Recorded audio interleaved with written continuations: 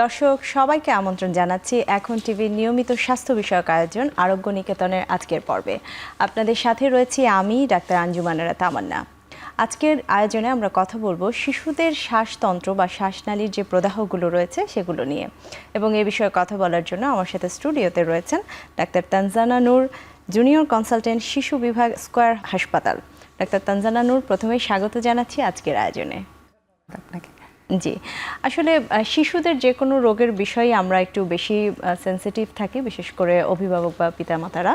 তো শ্বাসনালীর প্রদাহ বলতে কিন্তু আমরা নর্মাল সর্দি, কাশি, নিউমোনিয়া যে রোগগুলো স্বাভাবিক বা সাধারণ মানুষ বুঝে থাকেন, আপনাদের কাছে আসলে শ্বাসনালীর প্রদাহ বলতে কোন রোগগুলোকে বোঝানো হয় বা কী ধরনের রোগী আপনারা দেখেন? ধন্যবাদ আপনাকে প্রশ্নটির জন্য। আমাদের ক্ষেত্রে যদি আমরা শিশুকে 1 মাস পরে যদি চিন্তা করি, কারণ আমরা নবজাতক হিসেবে দেখছি যে 0 দিন থেকে 1 মাস পর্যন্ত চলে যায়, তাদের সমস্যাগুলো আলাদা। আর 1 মাস বয়সী শিশু থেকে আমরা যদি 15 বছর পর্যন্ত শিশুদের চিন্তা করি, সেখানে শ্বাসতন্ত্রে বিভিন্ন রকমের সমস্যা এক একটা এজ গ্রুপে, মানে এক একটা বয়সভিত্তিকভাবে এক একভাবে প্রেজেন্ট করে, এক একভাবে নিয়ে আসে। তো সবচেয়ে যেটা মানে স্বাভাবিকভাবে বাংলাদেশের ওয়েদারে এবং বাংলাদেশের যে শিশুরা আমাদের কাছে বেশিরভাগ আসে, যেটা হলো 2 মাস থেকে 2 বছর বয়সে, আমরা সেটাকে বলি ব্রঙ্কোলাইটিস। ওই এটা হলো শ্বাসনালীর যে শ্বাসতন্ত্রের যে ছোট ছোট নালীগুলো আছে, ওগুলোর প্রদাহর জন্য যে কাশিটা, এই কাশির ক্ষেত্রে শ্বাসকষ্টটা বেশি হয়, যেমন দ্রুত শ্বাস প্রশ্বাস নেওয়া, নাক বন্ধ থাকা, তখন বাচ্চাটা ঠিকমতো দুধ খেতে পারে না, ছোট বাচ্চা যেহেতু 2 মাস থেকে 2 বছরের কথা বলছি, এবং অনেক সময় জ্বর এসে পড়ে। তো ওই বাচ্চাগুলো যখন আসে, তো তখন আমরা বেসিক্যালি মাথায় একটা ব্রঙ্কোলাইটিসের চিন্তা করেই রেখে দিই যে এটা ব্রঙ্কোলাইটিসের জন্য হচ্ছে, এবং এই ক্ষেত্রে চিকিৎসা আলাদা। এবং এই ব্রঙ্কোলাইটিসটা যদি আনট্রিটেড থাকে, যদি চিকিৎসা না হয়, সেটা গিয়ে পরে ব্রঙ্কোনিউমোনিয়ার দিকে রূপ ধারণ করে, এবং নিউমোনিয়া হয়ে গেলে আমরা সবাই একটু ভীত হয়ে যাই।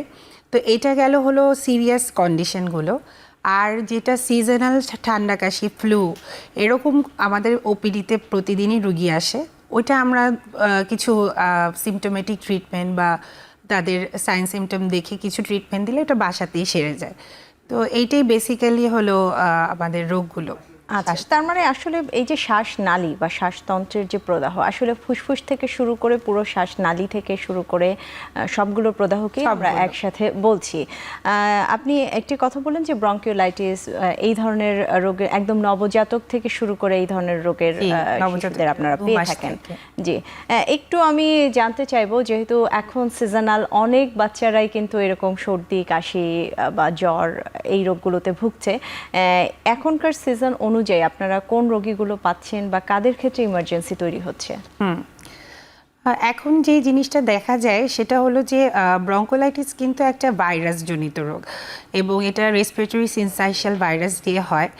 তো এই জিনিসটা আমি কোনো টেস্ট করে সাথে সাথে নির্ধারণ করতে পারবো না, এটা চিকিৎসকের মাধ্যমে, চিকিৎসক যেহেতু আমরা এরকম রোগী দেখে থাকি, তাদের যখন ফুসফুস পরীক্ষা করি আমরা চেস্ট স্টেথোস্কোপ দিয়ে, তখন আমরা বুঝতে পারি যে বাচ্চাটার মধ্যে কী প্রবলেমগুলো হচ্ছে। তো ওই রেসপিরেটরি সিনসাইশিয়াল ভাইরাস যখন আক্রমণ করে, তখন প্রথমত নাকে সর্দি দিয়ে শুরু হয়। সর্দি দিয়ে শুরু হওয়ার পরে ওই ঠান্ডাটা জমে যায়, সেখান থেকে শ্বাসকষ্ট, এবং তখন যখন অতিরিক্ত শ্বাসকষ্ট হয়ে যায়, বাচ্চাকে বাসায় আর কোনোভাবেই, অনেকে বাসায় সিমটোমেটিক ট্রিটমেন্ট কিন্তু আমরা এমনি বলে থাকি যে একটু নর্মাল স্যালাইন দিয়ে নাকটা পরিষ্কার করে দিবেন, বা জ্বর আসলে না প্যারাসিটামল খাওয়াবেন, ওইটু করে যখন বাচ্চাটা মানে সুস্থ না হয়, তখনই কিন্তু আমাদের ইমার্জেন্সিতে চলে আসে, এবং তখন দেখি যে খুব দ্রুত তাদের বুক ওঠানামা করছে, শ্বাসকষ্ট হচ্ছে, এক্সরেতে খারাপ আসে, তখন আমরা ভর্তি দিয়ে থাকি। কারণ এই বাচ্চাদের অক্সিজেনটা লাগে, অক্সিজেন সাপোর্টটা দিতে হয়। কিন্তু তারপর আলটিমেটলি যদি চিকিৎসা হয়, অক্সিজেন সাপোর্ট, নেবুলাইজেশন, যেগুলো আমরা বেসিক করে থাকি, এবং সাথে যদি নিউমোনিয়ার ফিচার থাকে অ্যান্টিবায়োটিকও দেওয়া লাগে, সেগুলো করে আস্তে আস্তে বেটার হয়ে তারা বাসায় চলে যায়। কিন্তু এটা বাসায় ট্রিটমেন্ট সম্ভব না, কারণ ছোট বাচ্চাদের আপনি ওষুধ মুখে তখন খাওয়াতে পারবেন না, শ্বাসকষ্ট আরও বেড়ে যাবে। আর এই একটা টেস্ট আছে যেটা একটু ব্যয়বহুল, এটা আইসিডিডিআরবি থেকে আমাদের স্কয়ার হাসপাতাল, এভার কেয়ার, এখানে হয়, সেটা হলো রেসপিরেটরি প্যানেল। ওই প্যানেল টেস্টার মাধ্যমে আমরা জানতে পারি যে কোন কোন ভাইরাস দ্বারা এই প্রদাহটা হচ্ছে, আর 5টা ব্যাকটেরিয়া আর ভাইরাস ওটা নির্ধারণ করতে পারে আরটিপিসিআর পরীক্ষা মাধ্যমে। তার মানে আসলে এই যে আপনি বলছেন বিভিন্ন টেস্টের মাধ্যমে পরীক্ষা নিরীক্ষা এবং হাসপাতাল ভর্তির মাধ্যমে আপনারা এই ইমার্জেন্সি যদি হয় তো সেই বাচ্চাগুলোকে আসলে চিকিৎসা করে থাকেন। আমি যদি বলি আসলে একদম নবজাতক বাচ্চা, যেহেতু শিশু আসলে নবজাতক থেকে শুরু করে একটা নির্দিষ্ট বয়স পর্যন্ত আমরা শিশু বলে থাকছি, যারা একদম নবজাতক বা একদম ছোট তাদের ক্ষেত্রে আসলে অনেক ক্ষেত্রেই ইমার্জেন্সিটা বোঝা যায় না বা বাবা মা বুঝতে পারেন না কোন ক্ষেত্রে আমি হাসপাতাল নেব। এক্ষেত্রে কোনো লক্ষণ কি রয়েছে যে এটা দেখলে অবশ্যই হাসপাতাল নিয়ে আসতে হবে? নবজাতকের ক্ষেত্রে কিন্তু একটা ন্যাচারাল ইমিউনিটি ব্রেস্ট ফিডিংয়ের মাধ্যমেই হয়ে থাকে। যদি যে বাচ্চারা ব্রেস্ট ফিডিং করে তাদের কিন্তু রোগ প্রতিরোধ ক্ষমতাটা ভালো থাকে, বিভিন্ন মায়ের অ্যান্টিবডি সে পেয়ে থাকে, তখন 0 থেকে 1 মান্থের মধ্যে সাধারণত খুব যারা ব্রেস্ট ফিড পাচ্ছে তাদের খুব একটা খারাপ লক্ষণসমূহ প্রকাশ পায় না। কিন্তু অনেক ক্ষেত্রে দেখা যায় ফর্মুলা ফিডিং দিতে হয় বাচ্চাদের, মায়েরা অনেক সময় পারে না, কিছু কন্ডিশনে পারে না, আবার বাচ্চা অনেক সময় ল্যাচ করে না। তো তাদের বটল ফিডিং বাচ্চাদের ক্ষেত্রে শ্বাসতন্ত্রের প্রদাহর এই সমস্যাগুলো দেখা যায়। তো ছোট বাচ্চাদের ক্ষেত্রে আমরা যেটা বলি, ওদের নস্ট্রিলগুলো ছোট থাকে, নাকটা পরিষ্কার রাখলেই না ওদের শ্বাস প্রশ্বাস নেওয়াটা সুবিধা হয়। আর সাথে আমরা ছোট বাচ্চাদের ক্ষেত্রে দেখা যায় একটু অ্যান্টিহিস্টামিন দিতে পারি। মানে আমরা সাধারণত অ্যান্টিবায়োটিকটা ওইখানে টাচ করতে চাই না যদি না নবজাতক খুবই ল্যাথার্জিক বা একেবারে ছেড়ে দেয়।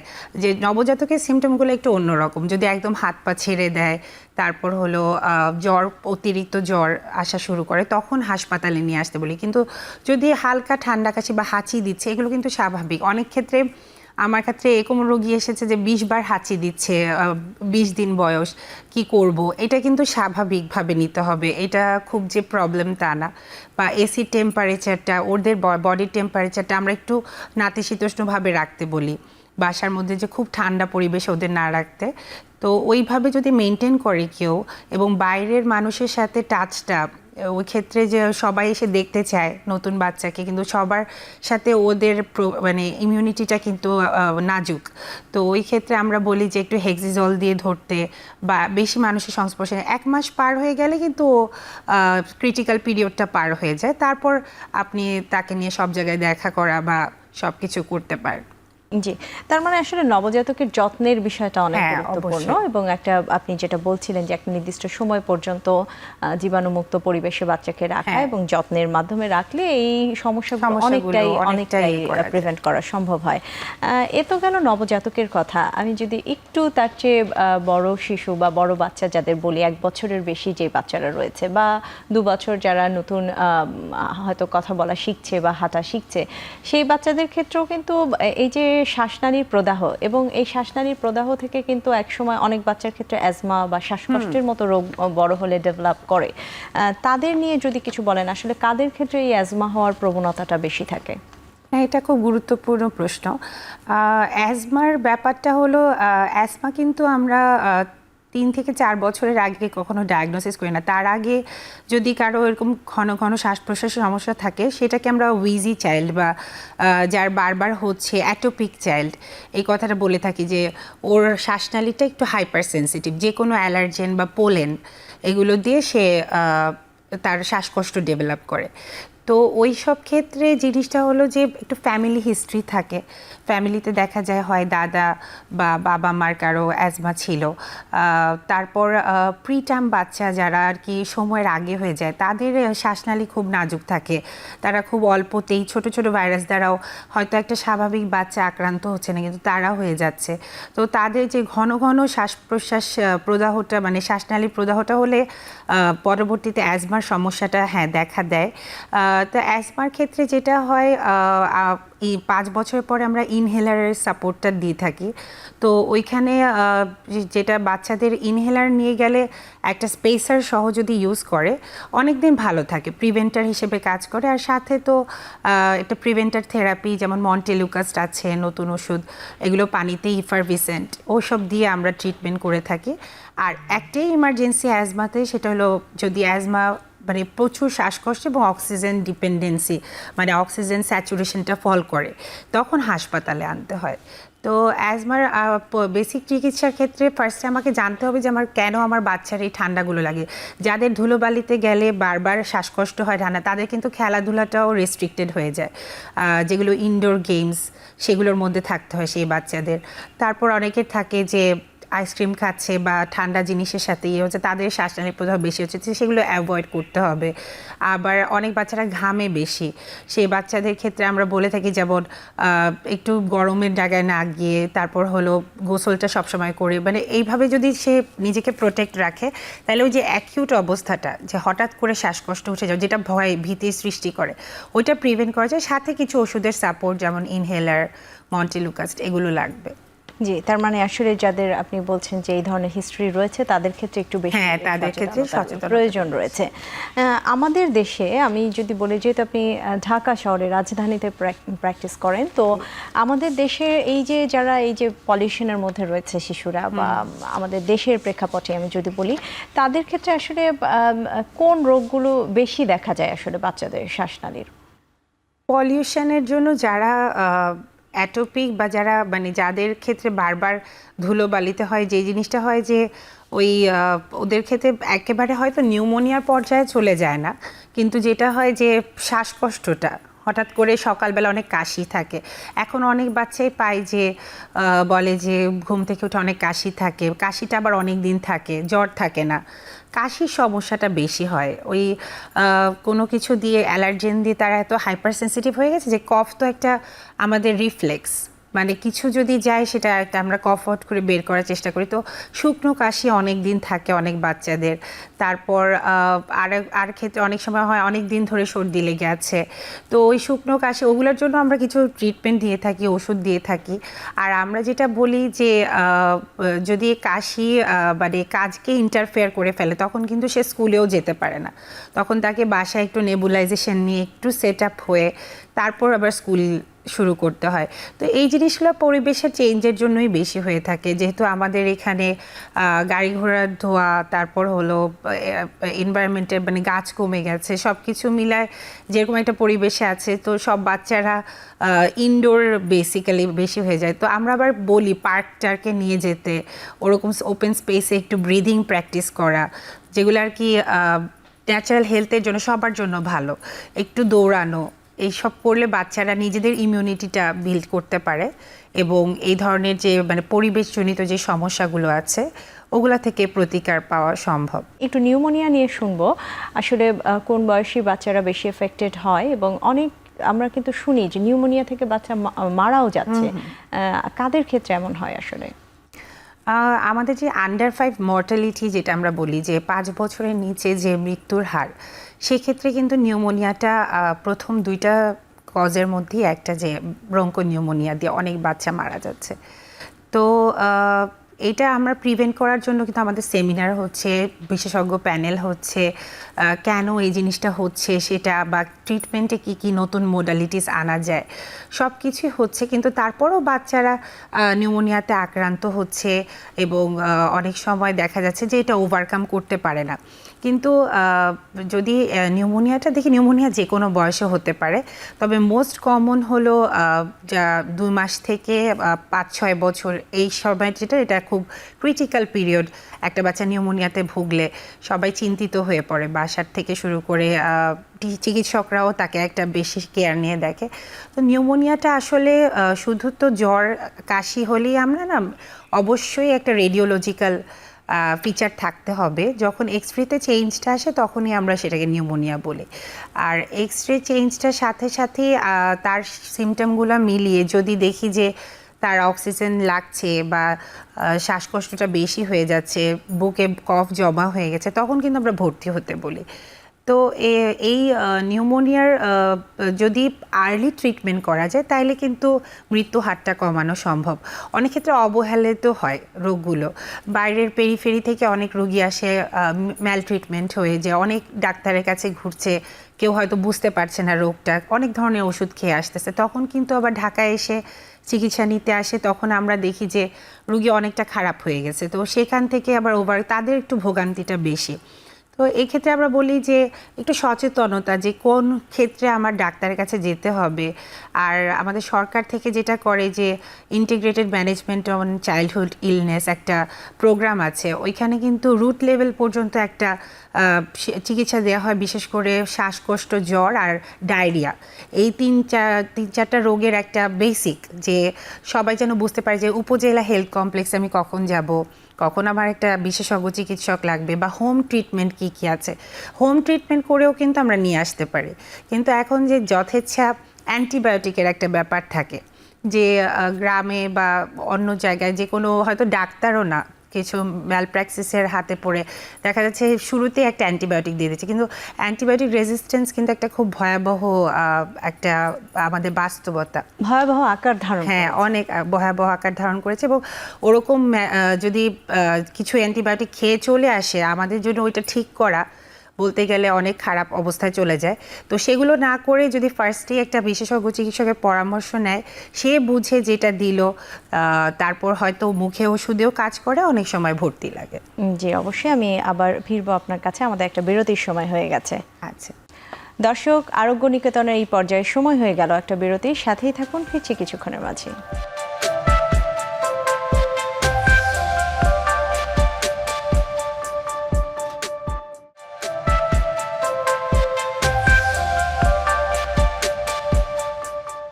বিরতির পর আবারও ফিরলাম আপনার কাছে, ডাক্তার তানজানা নূর। আমরা শুনছিলাম নিউমোনিয়া নিয়ে বিরতির আগে।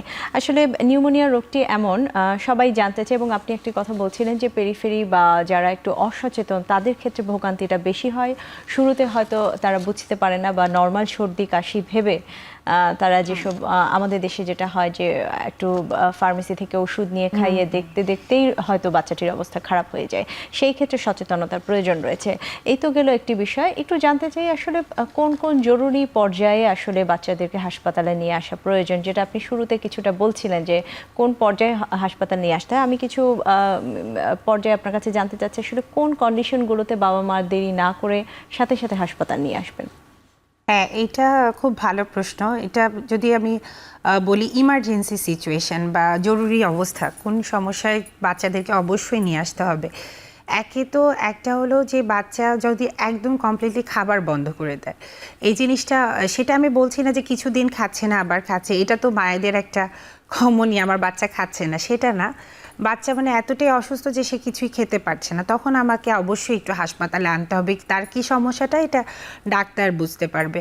এবং যদি আরেকটা জিনিস থাকে, যদি একটু জ্ঞানের মাত্রাটা কমে যায়, আনকনশিয়াসনেস বা হাত পা ছেড়ে দেয়, একটা বাচ্চা স্বাভাবিকভাবে খেলছিল হঠাৎ করে এরকম হয়ে যাচ্ছে, অবশ্যই আনতে হবে। খিঁচুনির একটা সমস্যা হয়ে থাকে বাচ্চাদের, জ্বরজনিত বা জ্বর ছাড়া, যখনই খিঁচুনি হবে, ওই হাত পা অসাড় হয়ে যাবে বা খুব জোরে জোরে কাঁপুনিটা হবে, ওটা বুঝলে যেটা হয় না তার স্বাভাবিক, তখন আনতে হবে। তারপর আরেকটা ছোটো বাচ্চাদের চোকিং হয়, এটা কিন্তু আমরা অনেক কেস পেয়ে থাকি, যে খাচ্ছিল হঠাৎ করে নীল হয়ে গেছে বা হঠাৎ করে তার শ্বাসকষ্ট শুরু হয়ে গেছে, তখন কিন্তু অবশ্যই ইমার্জেন্সিতে আনতে হবে। কিছু ম্যানুভার আছে, যে হেমহিচ ম্যানুভার, যে বাচ্চার কিছু বুক থেকে আটকে, কিন্তু বাসায় সম্ভব হয় না সব সময়। তো এটা আমরা আসলে আমরা একটা এক্সরে বা একটা বেবিগ্রাম করে দেখতে পারি যে শ্বাসনালীতে আছে না খাদ্যনালীতে আছে। সেদিন একটা বাচ্চা আসলো, ও একটা চেইন খেয়ে ফেলছে, মানে মায়ের খেলতে খেলতে মায়ের একটা চেইন তার মুখে চলে গেছে। বাচ্চাটার যে পরিমাণ শ্বাসকষ্ট, সেটা কিন্তু হাসপাতালে আসলো যখন চেইনটা দেখা গেল শ্বাসনালীর উপরেই আছে, তারপর কিন্তু ব্রঙ্কোস্কোপির মাধ্যমে ওটা বের করা হলো এবং বাচ্চা ইমিডিয়েটলি ভালো হলো।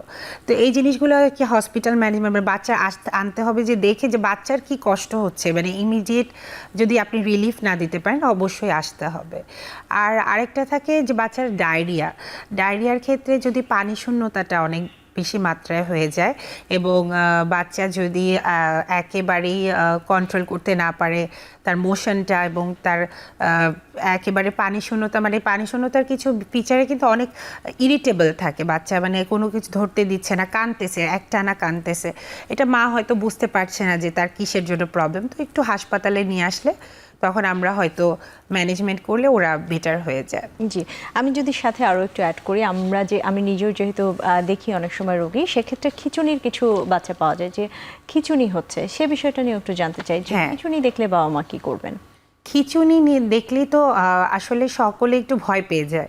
তো খিঁচুনি যেটা জিনিসটা থাকে যে জ্বরের সাথে খিঁচুনি হলে, ফার্স্টেই খিঁচুনি হলে সাথে সাথে তো নিয়ে আসা সম্ভব হয় না, একটু আমরা বলি বাম কাত করে রাখতে, আর মুখে কিছু তখন দেয়া যাবে না, মুখটা ওপেন রাখতে হবে এবং কিছুক্ষণ অপেক্ষা করতে, কি বন্ধ হয়ে গেল সাথে সাথে আপনাকে হাসপাতালে আনতে হবে এবং ওই মুহূর্তটা আপনাকে মনে রাখতে হবে যে কতক্ষণ হলো, হাত পা কীরকম ছিল, মুখ দিয়ে লালাপুট ছিল কিনা। এই জিনিসগুলো যদি আপনি ডাক্তারকে বলেন তখন কিন্তু আমরা বুঝতে পারবো যে তার খিঁচুনিটা কিভাবে হয়েছে এবং কি মাত্রায় হয়েছে। জ্বরসহ খিঁচুনিতে আমরা কিছু ব্রেনের ইনফেকশন প্লাস হলো একটা ছিল স্বাভাবিক জ্বরজনিত খিঁচুনি, এই দুইটা জিনিস চিন্তা করে থাকি। ওটা এজ গ্রুপ এবং সিমটম দেখে আমরা বুঝে থাকি।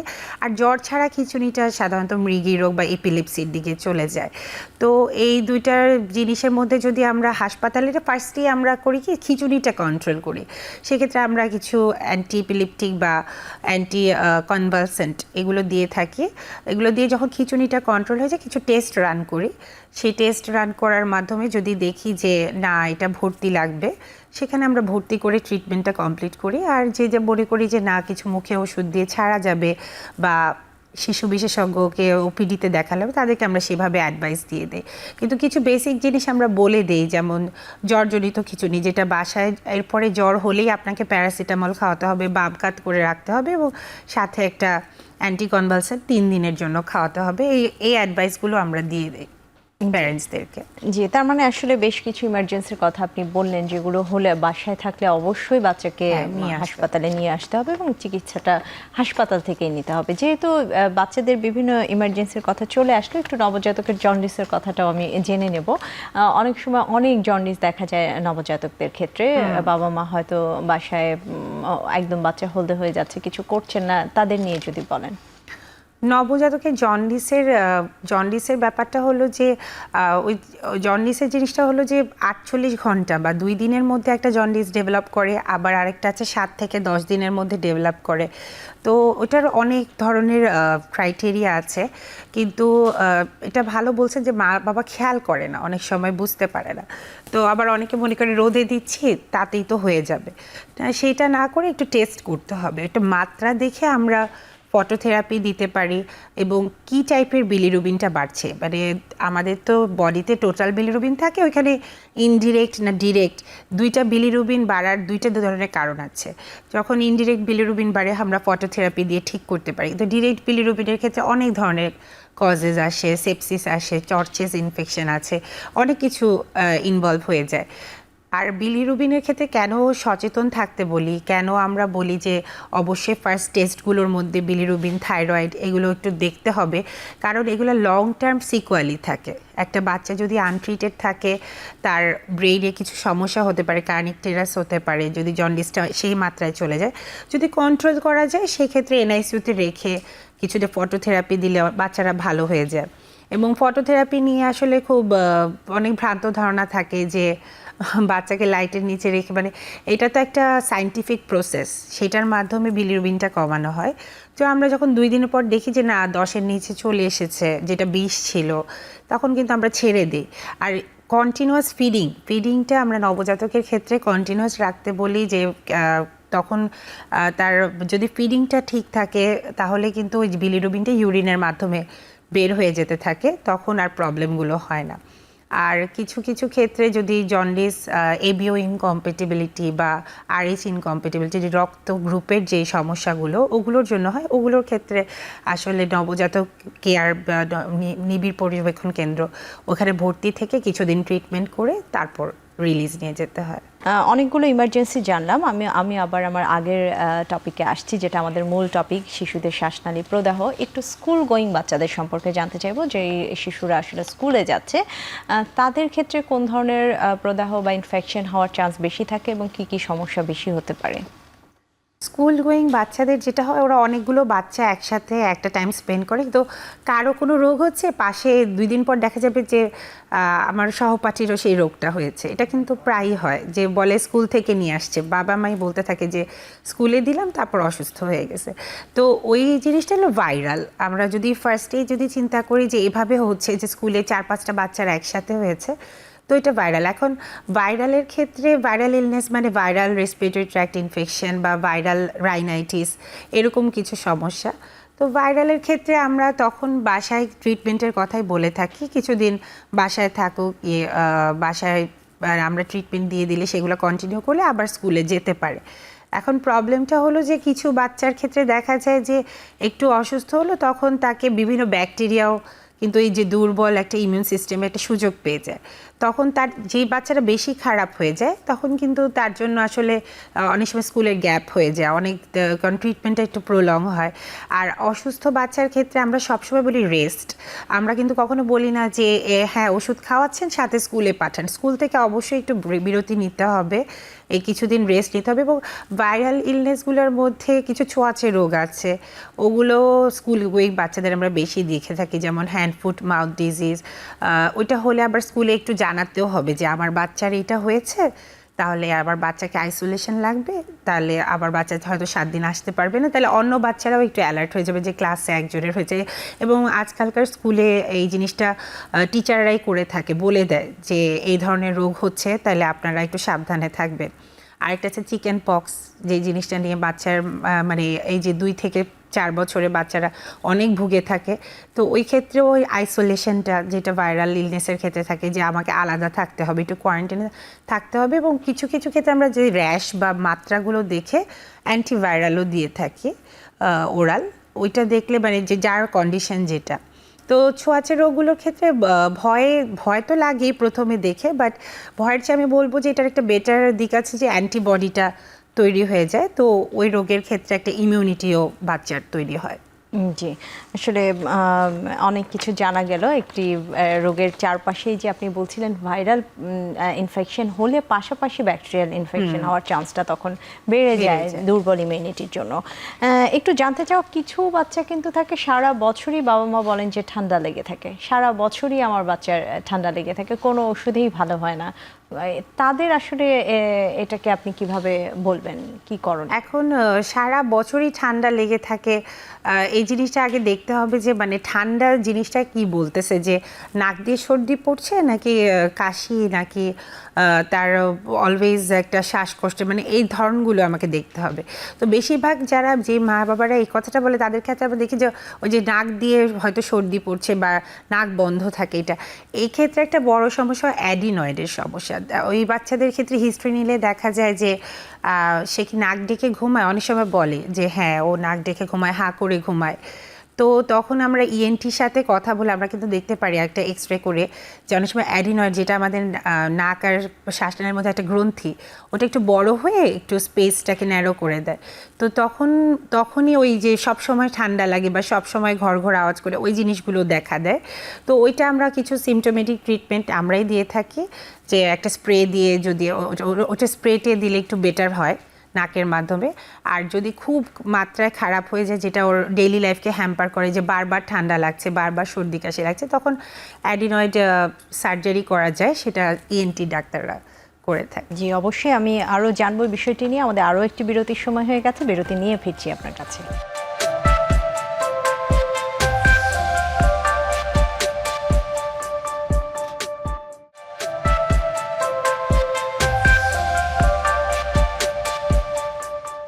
বিরতির পর আবারও ফিরলাম ডাক্তার তানজানা নূর আপনার কাছে। আমরা শুনছিলাম শিশুদের বিভিন্ন শ্বাসনালী প্রদাহ এবং বিভিন্ন ইমার্জেন্সি যেই সমস্যাগুলো, সিচুয়েশনগুলো হয় শিশুদের, সেক্ষেত্রে আপনি কিন্তু একটি বলেছেন ডায়রিয়া, যেটি আমাদের দেশে খুবই কমন, ডায়রিয়ার প্রকোপটি। সেক্ষেত্রে বাচ্চাদের ডায়রিয়া হলে স্বাভাবিক বাবা মা অনেক বেশি চিন্তিত হয়ে যান, এবং এখন বিভিন্ন রকমের ঔষধ এবং বিভিন্ন রকমের চিকিৎসা বের হয়েছে এই ডায়রিয়ার। একটু জানবো আপনার কাছে যে একদম নবজাতক থেকে শুরু করে যারা একটু গ্রোয়িং শিশু রয়েছেন, তাদের ক্ষেত্রে আসলে ডায়রিয়ার কি ভেদাভেদ রয়েছে এবং কিভাবে আপনারা ম্যানেজমেন্ট করেন? ধন্যবাদ আপনাকে। ডায়রিয়ার যদি বলি যে আমরা এতক্ষণ কথা বললাম নিউমোনিয়া নিয়ে, সেকেন্ড একটা কমন ইলনেস বাংলাদেশের ক্ষেত্রে বাচ্চাদের ডায়রিয়া বলতে হবে। তো ডায়রিয়াল ডিজিজের ক্ষেত্রে যদি নবজাতকের ক্ষেত্রে চিন্তা করি, নবজাতক কিন্তু দিনে 8 থেকে 10 বার তার স্টুল পাস করাটা নর্মাল হিসেবে আমরা নিই। সেখানে কালারের ব্যাপার আছে, তারপর তার স্টুলটা আসলে তার জিআইটি মানে পুরো তার পরিপাকতন্ত্রটা তখন তৈরি হচ্ছে, তৈরি হওয়ার ক্ষেত্রে ওইটা আমরা তাকে একটু অবজার্ভ করতে বলি। প্রথমে হয়তো মা ভয় পেয়ে বলে যে হ্যাঁ দিনে 8-10 বার হচ্ছে, কিন্তু দেখা যায় যে ওটা যদি একটু অবজার্ভ করে হয়তো আস্তে আস্তে স্টুলের কনসিস্টেন্সিটাও ভালো হয় এবং ঠিক হয়ে যায়। খুব একটা ট্রিটমেন্টের কথা আমরা বলি না, তবে অনেক সময় দুধের একটা ব্যাপার থাকে যে ফর্মুলা একটু চেঞ্জ করে দিতে হয়, আমাদের ল্যাকটোজ ফ্রি ফর্মুলাতে যেতে হয়, ওইটা আমরা ডাক্তাররা বুঝে তার কী ধরনের ডায়রিয়া হচ্ছে সেটা আর কি আমরা সাজেস্ট করে থাকি। আর ওআরএসের কথাটা তো আমরা সবসময় বলে দিই যে কীভাবে বানিয়ে তারপর খেতে হবে, ওইটা একটা কমন সাজেশন থাকে। এখন ডায়রিয়ার ক্ষেত্রে আমরা একটা দিক বলি 14 দিন ধরে হয়ে গেলে সেটা পারসিস্টেন্ট হয়ে যায়। পারসিস্টেন্ট ডায়রিয়ার ক্ষেত্রে 14 দিনের নিচে মানে অ্যাকিউট, অল্প কিছু দিনের ডায়রিয়া। তো ওই ডায়রিয়া নিয়ে আমাদের কাছে অনেক রুগী আসে এবং বলতে গেলে আমি বলবো হসপিটাল বাল্কের শিশু রুগীদের মধ্যে কিন্তু প্রায় 50% রুগী থাকে ডায়রিয়ার। আর ছোট বাচ্চাদের ক্ষেত্রে যেটা হয় যে আমরা টেস্ট করি তখন কিন্তু রোটা ভাইরাল ডায়রিয়াটা আমরা খুব কমনলি পেয়ে থাকি। আর রোটা ভাইরাল ডায়রিয়াতে পানি শূন্যতার পরিমাণটাও খুবই বেশি হয়, কারণ ওইখানে কিন্তু স্টুলের চেয়ে বেশি পানি, লবণ এগুলোই বের হতে থাকে।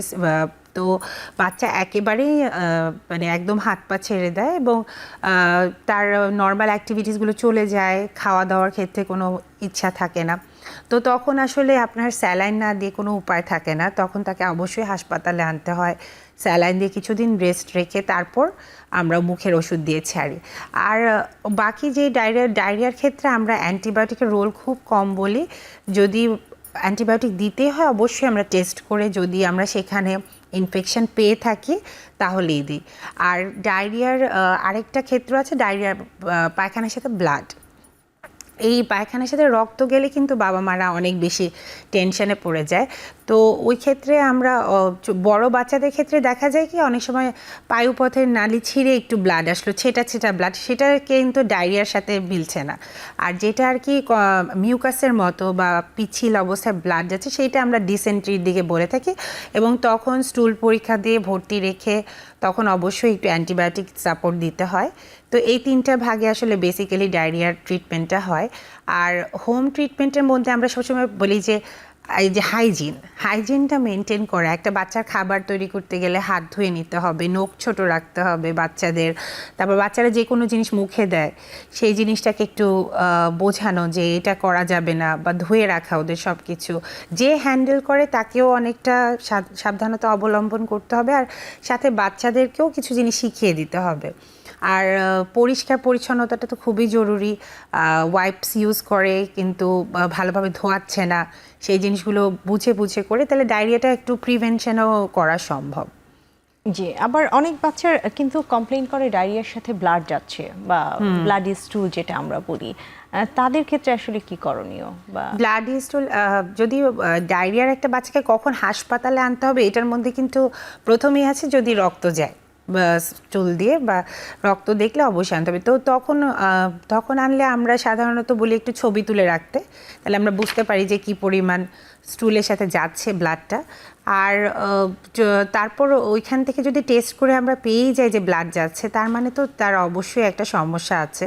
তো তখন তাকে কিছু অ্যান্টিবায়োটিক, অনেকের মুখে অ্যান্টিবায়োটিকে কাজ করে কিন্তু অনেকের ক্ষেত্রে দেখা যায় যে কোনোভাবে কমছে না, তখন আমরা সাধারণত দিয়ে থাকি, অ্যান্টিবায়োটিক দিয়ে ভর্তি রেখে থাকি। আর আরেকটা ছোট বাচ্চাদের খুব হয় 2 ইয়ার্সের দিকে দেখা যায় যে শুধুই ব্লাডের মতো একটা যাচ্ছে, ওইটা আবার ইন্টারসাসেপশন আরেক দিকে চলে যায়, ওইটা ডায়রিয়া না। কিন্তু ওরা কিন্তু ডায়রিয়ার কমপ্লেনেই আসে যে মনে করছে ব্লাড যাচ্ছে, এটা কি ডায়রিয়া কিনা। তখন আমরা আমাদের পেডি সার্জারি টিমের সাথে কথা বলে আলট্রাসাউন্ড করে যদি দেখি তো সেটা অন্যভাবে সার্জিক্যালি ম্যানেজ করতে হয়।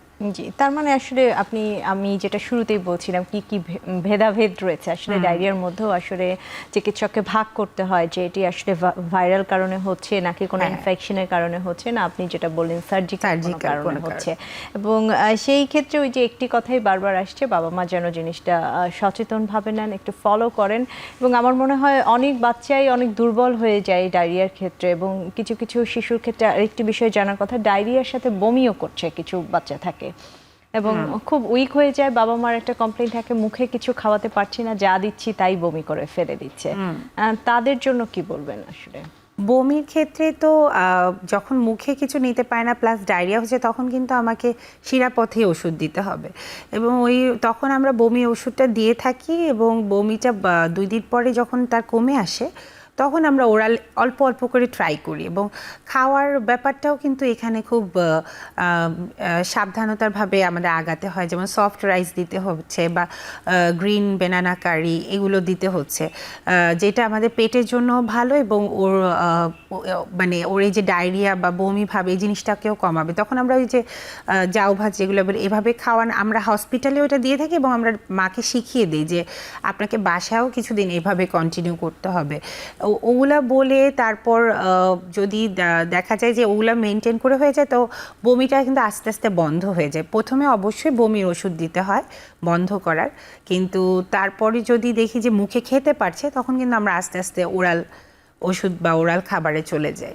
জি, তার মানে এই ক্ষেত্রেও একটা চিকিৎসার পদ্ধতি রয়েছে যে বমি বন্ধ করে তারপরে চিকিৎসাটা আগাতে হয়। একটু জানতে চাওয়া, এই যে আমাদের দেশে ডায়রিয়া খুবই একটা কমন এবং আপনি বলছিলেন যে শিশু মৃত্যুর একটি কারণের ক্ষেত্রেও উপরের দিকে রয়েছে ডায়রিয়া একটি কজ। প্রিভেনশন নিয়ে অনেক কিছুই বলেছেন, তারপরও যদি জানতে চাওয়া আসলে নবজাতক থেকে শুরু করে শিশুদের ক্ষেত্রে আপনি এই ডায়রিয়াকে প্রিভেনশন বা ডায়রিয়ার প্রকোপ দেখলেই বাসায় বা বাবা মায়ের কী করা উচিত সে বিষয়টা নিয়ে যদি বলেন। যদি ডায়রিয়া যদি হয়ে যায় সেক্ষেত্রে বাপ মার যে কনসার্নটা ফার্স্ট থাকা উচিত যে বাচ্চার অ্যাক্টিভিটিটা ফলো করা, বাচ্চাটা কীরকম আছে।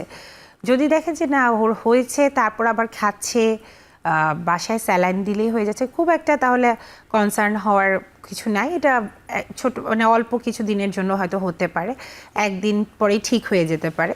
তো সেই ক্ষেত্রে আমরা বলি স্যালাইন দিয়ে, স্যালাইনের মাধ্যমে যে ওর স্যালাইনটা যেটা রাইস স্যালাইন বা ওর স্যালাইন যেটা পাওয়া যায় সেটা জেনে ওটা খাওয়াবেন, সাথে যা নর্মাল স্বাভাবিক খাবার থাকে ওটাও খাবে।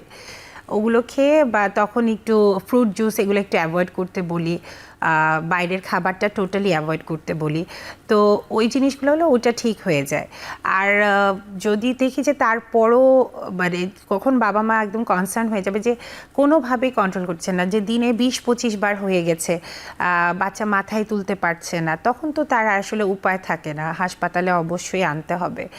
আর সবচেয়ে বড় কথা হলো যে আমাদের তো এখন বাচ্চাদেরকে ডায়পার পরাতে হয়, ডায়পার ছাড়া তো এখন যেহেতু সবাই ওয়ার্কিং, আমাদের মানে সিস্টেমটাই চেঞ্জ হয়ে গেছে যে ছোট বাচ্চাদেরকে আমরা ডায়পারের উপরেই রাখি। তো ডায়পার হলে হয় কি ডায়পার র্যাশটাও হয়ে যায় যখন একটু খুব বেশি মোশন হতে থাকে, তো ওইখানে চামড়া ছেড়ে যে বাচ্চা আরও একটু অসুস্থ, ওই জিনিসটাও খেয়াল রাখতে হবে। ওইটা হলেও ডাক্তারের কাছে আসতে হবে, কিছু ওষুধ নিতে হবে। এবং তখন ডায়পার জিনিস হলো ডায়পার পরাবেন, ওটাতে কোনো সমস্যা নাই, কিন্তু ওই জায়গাটা যে কিভাবে ক্লিন করতে হবে প্লাস কিছু ক্রিম লাগাতে হবে ওই জিনিসগুলো জানতে হবে। জি অবশ্যই, অনেক কিছু জানলাম। আমাদের আরও একটি বিরতির সময় হয়ে গেছে, আমি বিরতি নিয়ে আবার ফিরছি আপনার কাছে।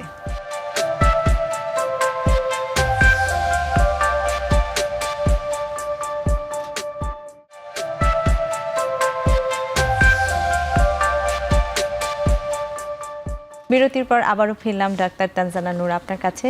বিরতির আগে শুনছিলাম কিন্তু ডায়রিয়া নিয়ে এবং অনেকগুলো ইনফেকশন এবং অনেক ভাইরাল প্রকোপ নিয়ে আপনি বলছেন আজকের আয়োজনে। এখনকার সময়ের খুব কমন একটি বিষয় নিয়ে কথা বলবো, সেটা হলো এখনকার সময় একটু অটিজমের একটি বিষয় চলে এসেছে, বা সাথে যদি আরও একটি কথা বলি হাইপার অ্যাক্টিভ যে বাচ্চারা রয়েছে তাদের ক্ষেত্রে একটু যদি বলেন যে একদম এখনকার বাবা মারাও কিন্তু সচেতন, একদম কনসার্ন থাকেন যে কখন থেকে আমার বাচ্চাটিকে আমি ফলো করব, এই ধরনের কোনো লক্ষণ রয়েছে কিনা, এবং এই বাচ্চাদের নিয়ে যদি বলেন আপনি। এটা আমার কাছে খুব গুরুত্বপূর্ণ বিষয় মনে হয়, কারণ আমাদের সবারই বাচ্চা আছে কিন্তু আমরা বাচ্চাটাকে চাই কি স্বাভাবিক বাচ্চা হোক।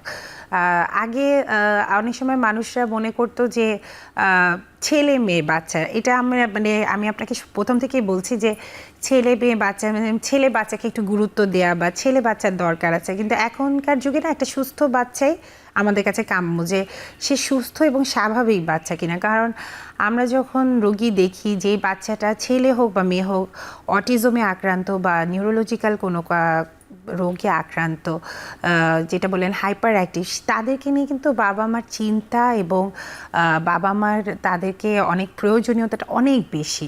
তাদেরকে বাবা মাকে সময় দিতে হয় বেশি এবং তাদের ক্ষেত্রে জীবনটা, তাদের ওয়ার্ল্ডটা এবং একটা স্বাভাবিক বাচ্চা ওয়ার্ল্ড পুরোই আলাদা।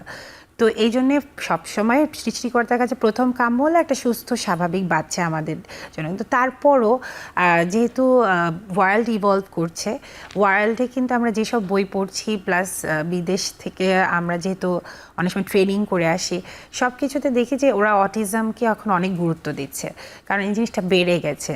যদি বলি যে নিউ জেনারেশন ডিজিজগুলোর মধ্যে অটিজমটা খুবই বেড়ে গেছে, হাইপার অ্যাক্টিভ চাইল্ডসও বেড়ে গেছে। তো এক্ষেত্রে আসলে এটা অটিজম কার হবে এটা কেউ বলতে পারে না, কিন্তু হলে কিছু সিমটম দেখা যায় যে কিছু জিনিসের প্রতি তার নির্দিষ্টতা থাকে, একটা কথা বারবার বলে, অনেকে কথাই বলে না, আবার অনেকের সোশ্যাল ইন্টারাকশনটা একদমই থাকে না, নিজের নামের ক্ষেত্রে জবাব দিতে পারে না। তো ওই সব সিমটম ক্ষেত্রে দেখলে কিন্তু অবশ্যই একটু নিউরোলজিস্টের কাছে, পেডিয়াট্রিক নিউরোলজিস্ট যারা আছেন তাদের সাথে কনসাল্ট করে কিছু থেরাপি নিতে হয়। থেরাপি নিলে আস্তে আস্তে সময় দিলে এটা ডেভেলপ করে। সবার ক্ষেত্রে একভাবে হয়তো ডেভেলপ করে না, কিন্তু তার কিছু বেটারমেন্ট থাকে। এবং অটিজমের একটা খুব ভালো একটা দিক কি, তাদের কোনো না কোনো ক্ষেত্রে তাদের একটা খুব আইকিউ ভালো থাকে। হয়তো কেউ খুব ভালো ছবি আঁকতে পারে, পরবর্তীতে দেখা যায় যে কেউ গান করতে পারছে। এই ডেভেলপমেন্টগুলোই তাদের জন্য, বাবা মার জন্য একটা পজিটিভ এফেক্ট ফেলে। আর হাইপার অ্যাক্টিভ চাইল্ডের ক্ষেত্রে যেটা হলো যে ওটা যদি 6 বছরের ক্ষেত্রে দেখে যে স্কুলে টিচারের মানে ইনস্ট্রাকশন ফলো করছে না, টেবিলে বসছে না, পেপার ছিঁড়ে ফেলছে, উঠে দাঁড়িয়ে যাচ্ছে, ওই ক্ষেত্রেও আমরা বলবো কিছু বিহেভিয়ারাল থেরাপি দিতে, এবং সাথে একদম লো ডোজে কিছু ওষুধ দেওয়া হয় সেটাকে ব্রেনটাকে কাম রাখার জন্য, ব্রেনটাকে ঠান্ডা রাখার জন্য। ওই ওষুধগুলো দিলেই ভালো থাকে, খুব একটা যে খারাপ থাকে তা না। তবে যেটা বাবা মার জন্য কষ্ট, হ্যাঁ হয়তো আমার 10 বছরের একটা স্বাভাবিক বাচ্চা যেভাবে কাজ করতে পারছে, আমার অটিজমে আক্রান্ত বাচ্চাটা বা এডিএইচডির খারাপ পর্যায়ে চলে যাচ্ছে, ও হয়তো ওইভাবে ডেভেলপ করছে না। কিন্তু আশার বিষয় হলো ওরা করবে, হয়তো ওদের 10 বছরের জায়গায় 15 বছর লাগবে, কিন্তু তাদেরও ডেভেলপমেন্টটা হবে। এখন যেহেতু নতুন নতুন থেরাপি এসেছে, কিছু ওষুধ এসেছে, তো আশাহত হতে বলবো না, কিন্তু একটু সচেতন থাকার জন্য। জি অবশ্যই। যেহেতু আজকে আমরা বিভিন্ন ধরনের প্রদাহ, বিশেষ করে শ্বাসনালী প্রদাহ এবং বাচ্চাদের ইনফেকশন নিয়ে কথা বললাম, এই যে আমাদের অটিজমে ভুগছে যে বাচ্চারা, তাদের ক্ষেত্রে যদি এই ধরনের ইনফেকশন হয় বা এটার কোনো আলাদা কোনো প্রিভেনশন রয়েছে কিনা বা বাবা মার সচেতনতা রয়েছে কিনা, এইসব বাচ্চাদের, যাদেরকে আমরা স্পেশাল চাইল্ড বলছি, তাদের বাবা মায়ের জন্য যদি আপনি কিছু বলেন। শ্বাসনালী প্রদাহ অটিজম বাচ্চার ক্ষেত্রে কোনো আলাদা কোনো ডিফারেন্স নেই। যা যা বললাম যেসব সিমটমে আসতে হবে ওনাদেরকেও আসতে হবে। যেটা বাবা মার জন্য প্রবলেম হলো যে ওরা প্রকাশ করতে পারে না, যে একটা বাচ্চা যেটার কষ্টটা প্রকাশ করতে পারে, যে অটিজমের বাচ্চা সহজে প্রকাশ করতে পারে না। তো ওই ক্ষেত্রে যদি বাবা মা দেখে যে হ্যাঁ ওদেরও কিন্তু একটা রুটিন থাকে, সেইটা রুটিনে চলছে না, একটু অসম্ভব জ্বর হয়ে যাচ্ছে, কাশি বেড়ে গেছে, বুকে ঘর ঘর শব্দ, তখন তো নিয়ে আসে আমাদের কাছে। এবং তখন আমরা বেসিক্যালি ফার্স্টে কিন্তু শ্বাসতন্ত্রের চিকিৎসাটাই করে থাকি। ওইটা থেকে আরাম পেয়ে গেলে ওর বাকি চিকিৎসাটা একটু সেটেল করে বাসায় নিয়ে যাওয়া যায়। কিন্তু অটিজমের বাচ্চাদের ক্ষেত্রে সাধারণত হসপিটালেই ট্রিটমেন্টটা করতে হয়, ওদের যেহেতু বাসায় ম্যানেজ করাটা একটু ডিফিকাল্ট। তো ওরা আসে, আমরা চিকিৎসাটা করি। আর ওদের ক্ষেত্রে যেই জিনিসটা হয় যে সব কিছু একটু বুঝিয়ে করতে হয়, একজন কনস্ট্যান্ট কেয়ার গিভার লাগে, কেউ সাথে থাকা লাগে।